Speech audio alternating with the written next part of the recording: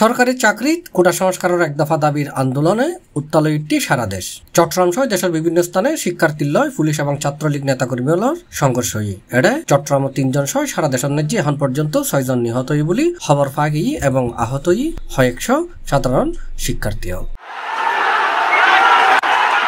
জুলাই 16 তারিখ মঙ্গলবার দুপুরোত্তর বিকালের মধ্যে এসব সংঘর্ষের ঘটনা ঘটে। এই অবস্থায় ঢাকা, চট্টগ্রাম, রংপুর, বগুড়া এবং রাজশাহীর ন্যায্য বিজিবি মোতায়েন করা হয়। নিহতদের মধ্যে চট্টগ্রামত 3 জন, ঢাকাত 2 জন এবং রংপুরের 1 জন আছে বলে এখন পর্যন্ত নিশ্চিত আগে। আর এর মধ্যে 2 জন শিক্ষার্থী, 1 জন পথচারী এবং বাকি 3 জনের পরিচয় এখন পর্যন্ত নিশ্চিত হওয়া না যায়। চট্টগ্রামত নিহত 3 জন হইল মোহাম্মদ ফারুক, মোহাম্মদ ওয়াসিম এবং ফয়সাল আহমেদ শান্ত। মোহাম্মদ ফারুক ওই কোর্টের আন্দোলন চলের, ও তো ওয়ার্কশপে মিস্ত্রি, ওয়ার্কশপে হোটেলে ভাত খাই, ওয়ার্কশপে ঢুকে এমন টাইমে ও গুল্লি করছে, ওরে মারা গিয়ে না। ওর 1 ছেলে 1 মেয়ে, ছেলের বয়স 8, মেয়ের বয়স 5। আশা তো দিকে রামু আছে টিকিট কেটে মানে অলঙ্কার আসবো, মানে চাকরি করবার জন্য মিরাদপুর থেকে ওরা নামিয়ে যান আসি আর তারা মারছি। আমরা কি বলে ওদেরকে মানে ইটার দলা মারছি।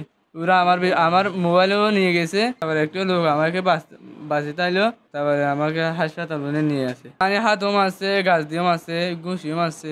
ইন্দি চট্টগ্রাম মেডিকেল সূত্রে জানা গিয়ে এখন পর্যন্ত চট্টগ্রাম মেডিকেলের ন্যায্য 78 জন আহত শিক্ষার্থী চিকিৎসালয়। আর চট্টগ্রাম মেডিকেল কলেজ হাসপাতালের পরিচালক ব্রিগেডিয়ার জেনারেল তসলিম উদ্দিন C+এর বিষয়ে জানাই, একজন হচ্ছে চট্টগ্রাম কলেজের আর একজন হচ্ছে পথচারী।